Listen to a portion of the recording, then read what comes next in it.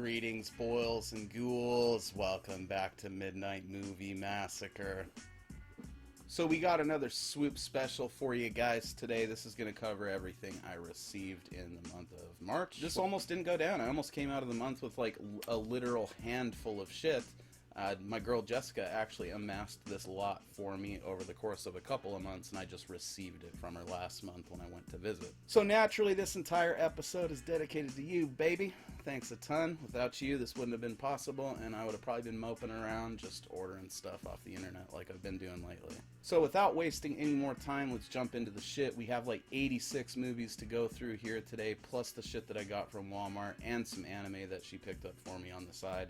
It's a lot of stuff to look at. We're going to try to bang through it as quick as possible. I'm going to regret that later.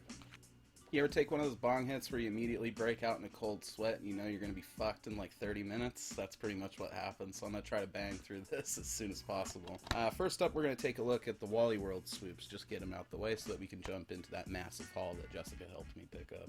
First up, we got a copy of Earthquake starring Charlton Heston. I think I saw this movie like once back in the day when I was a kid. I don't really vividly remember it, but it's Charlton Heston and I never pass on that shit. I believe that was $3.50, so not a bad deal. I also finally snagged the complete series of Teen Titans. I was trying to get all the DC animated shit that I grew up watching. Eventually I'll get Superman. I was never big on that one. I was a Batman the Animated Series kid, but I did watch Superman occasionally and I wouldn't mind having it just to kind of close it out, you know. And then this is a Space Saver upgrade here. It is just a Stephen King collection. It's got The Stand, The Langoliers, Golden Years, The Dead Zone, Pet Sematary, Silver Bullet, and Graveyard Shift. I actually do have all of these but Golden Years. That was one for a long time. I kept forgetting that I didn't have it, so now I got that in there, and I got a bunch of these that I had on like VHS condensed into this set. So 18 bucks on that guy. I think it's 18 bucks well spent. This was $5 if I remember right. Copy of Bone Tomahawk. Saw this when it was a bit newer. I think it'd been out for like a year when I finally got around to it. Checked it out on some streaming service or another, really enjoyed it, and as soon as I saw it there for that price, I knew it needed to be on the shelf. Gonna be watching this soon and cranking out a review for you guys. And then this is actually the main reason that I fucking braved the Rona to take a trip into Walmart. It was actually the first time I'd been in there since this happened. I did need some other stuff. I didn't go to just buy DVDs. But this is the main DVD that I went in there looking for, and that is Color Out of Space, the new Richard Stanley film. It's based on an H.P. Lovecraft short story. Got a review for it on the channel already. Absolutely loved it. Check it out immediately. Not the biggest haul in the world, I mean, but it's also not a bad little Wally World grip at the same time. If I'd came out of the month with just that, I'd be happy. I know I say that in every Swoop special, but you know what? It's pretty much true. I'm easily entertained, and you know, if I get a good grip of stuff that'll keep me busy for a week or two out of a month, I think that's time well spent. Especially considering there's always just fucking dozens on dozens of movies in my backlog that I still need to check out. So there's always stuff to watch. Would I have been, you know, bummed to not be able to add all this other stuff? Sure, but I still would have been happy because, you know, adding something is better than adding nothing. Especially during a fucking global pandemic or whatever. I don't know if it's Chinese bat soup or the Illuminatums that caused this or whatever, but it's some bullshit and needs to get over with here soon. Stay safe out there in the meantime, though, for sure. So the rest of this stack is all Jessica Gripz here. First up, we got some remakes that she helped me add to the collection. Now, many of you guys know this is something that I've been trying to flesh out in my collection for a while. That one's pretty much garbage. This one is definitely, like, slightly better. Friday the 13th and Nightmare on Elm Street, respectively. Poltergeist, I remember, like, not hating this when I saw it, so, you know, excited to watch it again. Got a copy of Let Me In. Really enjoyed this movie. Watched it just recently. Kind of forgot that it was a remake of like some Scandinavian movie, I think, called Let the Right One In. I remember there being like buzz around the original when it came out. It's based off some novel that people liked or whatever. It was just really good, something like that. I really enjoyed this one, so if the original is better, I'm very stoked to check it out. Just need to grab a copy, much like with this one here, and that's The Wicker Man. It's one that I've seen several times back when it was newer. I enjoyed it, bees and all. I haven't seen the original in a long time, but I need to get it so that I can eventually review and compare them. That's kind of the end game for adding the remakes to the collection. Vast majority of these, like this one here, My Bloody Valentine, I do have the originals already.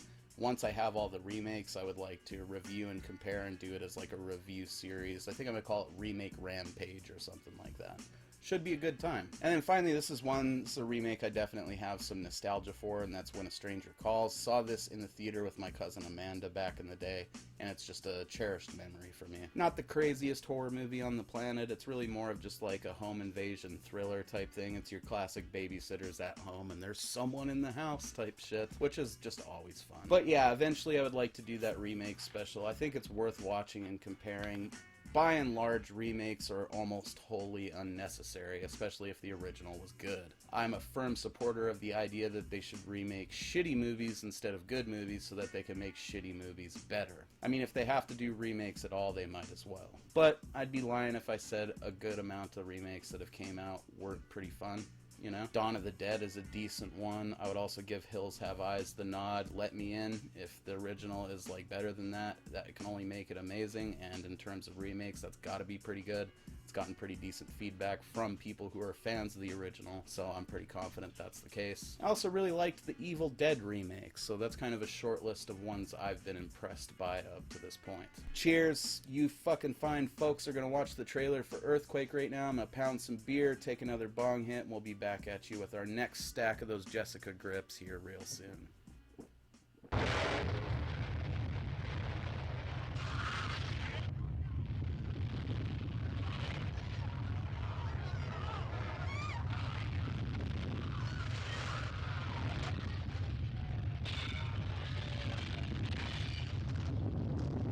Universal has given Earthquake its maximum effort, starting with a story and screenplay written by George Fox and Mario Puzo, author of The Godfather. Universal has enriched this fascinating drama of interwoven lives with a superb cast. Charlton Heston, Ava Gardner, George Kennedy, Lorne Greene, Genevieve Bujold, Richard Roundtree, Marjo Gortner, Barry Sullivan, plus the city of Los Angeles and its millions of people living, loving, planning, fighting until nature's most violent upheaval forces them to battle and claw for life itself.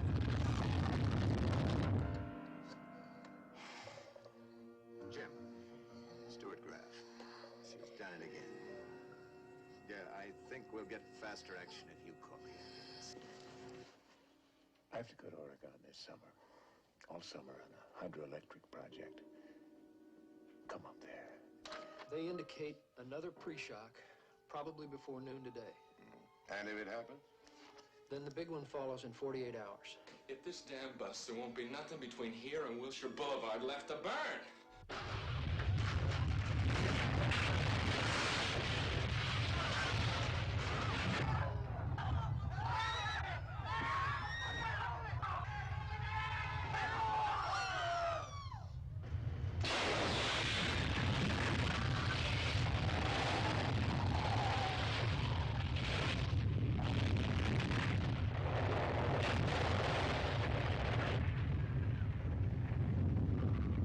Fear and panic. Heroism and cowardice. Sadism and self-sacrifice. Hysteria and mass emotion that will surround and engulf you completely and make you feel you are there. Hey,